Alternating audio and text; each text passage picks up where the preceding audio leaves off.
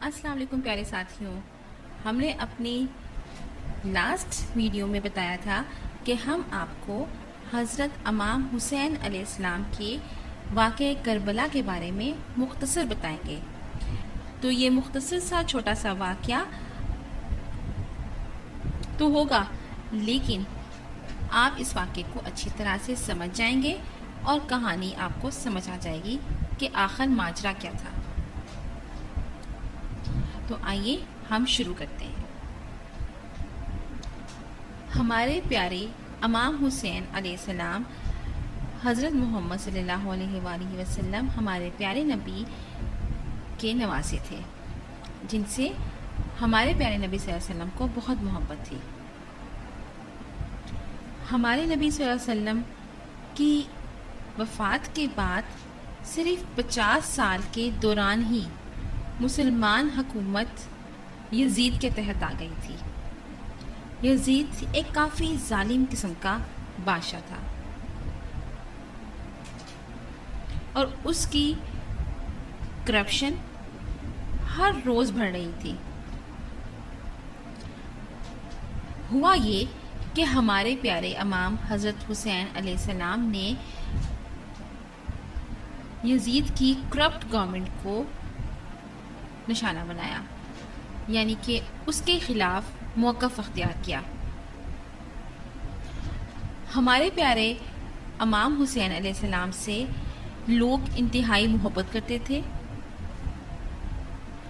اور یہ عزت اور یہ محبت یزید سے برداشت نہیں ہوتی تھی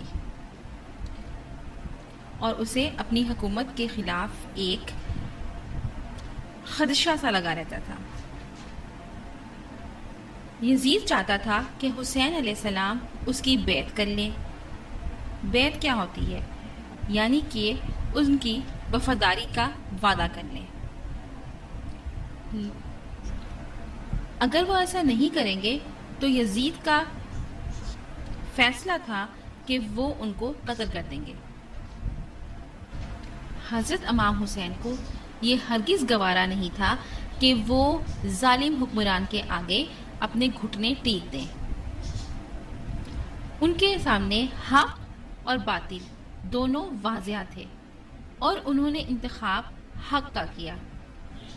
ان کو اس بات کا بالکل بھی ڈر نہیں تھا کہ یزید ان کے خلاف کیا کرتا ہے۔ ان کو یہ بھی معلوم تھا کہ انہوں نے اگر یزید کی حمایت نہیں کی تو وہ ان کی جان لے سکتا ہے اور ظلم کے کسی بھی حد تک پہنچ سکتا ہے، کیونکہ یزید کی پالیسی ہی یہی تھی کہ جو اس کی مخالفت کرتا تھا اس کو قتل کر دیتا تھا۔ اس سارے معاملے کے پیش نظر امام حسین نے اپنے آبائی شہر مدینے کو چھوڑنے کا اور اپنے خاندان کو مکہ لے جانے کا فیصلہ کیا۔ مکہ اسلام کا دارالحکومت تھا اور خانہ کعبہ بھی وہاں موجود ہے، تو حسین کو یہ امید تھی کہ یزید اس مقدس شہر کا احترام کرے گا اور حسین اور اس کے خاندان کی حمیت پر اثر انداز نہیں ہوگا، یعنی ان کا پیچھا نہیں کرے گا اور ان کو اپنے ظلم کا نشانہ نہیں بنائے گا۔ لیکن یزید نے ایسا نہیں کیا۔ اس نے آپ کو مکہ چھوڑنے پر مجبور کیا، جس کی وجہ سے حسین علیہ السلام نے کوفے کا راستہ اختیار کیا۔ کوفہ عراق کا ایک شہر تھا۔ عراق کے اس شہر سے حضرت امام حسین کو خط موصول ہوئے تھے، جس میں وہاں کے لوگوں نے ان کی حمایت کا وعدہ کیا تھا۔ یزید کو کھٹکا ہوا اور اس نے کوشش کی کہ حسین کو کوفہ پہنچنے سے پہلے روک دیا جائے، اور ایک بڑا لشکر اس نے حضرت امام حسین کے پیچھے بھیج دیا اور انہیں کربلا کے ایک صحرائی قصبے پر جانے پر مجبور کر دیا کہ ہمارے پیارے آقائے رسول کے پیارے نواسے حضرت امام حسین علیہ السلام جب کربلا کے میدان میں ہوتے ہیں تو ان کے ساتھ جو ساتھی ہیں وہ صرف 50 سے 60 کے درمیان ہیں، جبکہ ان کو شکست دینے کی کوشش کرنے کے لیے جو لوگ آئے، جو آرمی یزید نے بھیجی، وہ فوجی 30,000 تھے۔ ان 30,000 فوجیوں کے ساتھ ان انتہائی قلیل مقدار میں موجود لوگوں نے آخری سانس تک جدوجہد کی، جہاد کیا، لیکن ہار نہیں مانی اور شہادت تک پہنچے۔ حضرت امام حسین علیہ السلام کی خاندان سے جو لوگ بچ گئے تھے ان لوگوں کو قیدی بنا لیا گیا۔ کیا انتہائی کربناک ہے اور ایک انتہائی افسوسناک ہے کہ جس میں ہمارے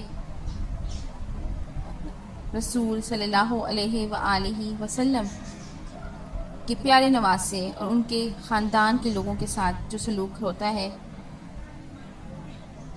وہ انتہائی افسوسناک ہے۔ لیکن اس سے جو ہمیں سبق ملتا ہے وہ یہ ملتا ہے کہ سچی بات کے آگے کھڑا ہونا ہے اور جھوٹ کا ساتھ نہیں دینا ہے۔ جس طرح سے امام حسین نے سچی بات کی اور جھوٹ سے بحت الامکان آخری سانس تک جنگ کی۔ حضرت امام حسین کو معلوم تھا کہ یہ دنیا تو عارضی دنیا ہے اور اللہ کے لیے ہے۔ ہمارا عمل، ہمارا کام جو ہم کر رہے ہیں اس کے لیے ہم اللہ کو جواب دیں ہیں اور تقدیر اللہ کے ہاتھ میں ہے۔ تو ہمارے پیارے امام حسین علیہ السلام نے اللہ کی بات کی اور شہادت کو گلے لگا لیا۔ اور جو محبت، جو عقیدت ہمیں حضرت امام حسین سے سینکڑوں سال گزرنے کے باوجود بھی قائم دائم ہے، وہ سب جانتے ہیں۔ اور یزید نامراد، اس کا کہیں تاریخ میں نام نہیں ملتا، اور جس سچی بات کا ساتھ دینا چاہیے اور جھوٹ کا ساتھ کبھی نہیں دینا چاہیے، ظالم کے آگے کبھی نہیں جھکنا چاہیے، بلکہ ظلم کے خاتمے کے لیے کوشش کرنی چاہیے۔ اس ظلم و ستم کے پہاڑ ڈھانے کے بعد یزید کے ساتھ بھی کچھ اچھا نہیں ہوا۔ اللہ تعالیٰ نے اس کو دنیا میں بھی عبرت دکھائی، اور امام حسین علیہ السلام کا نام ہمیشہ کے لیے اور ان کی مثال ہمیشہ کے لیے امر ہو گئی۔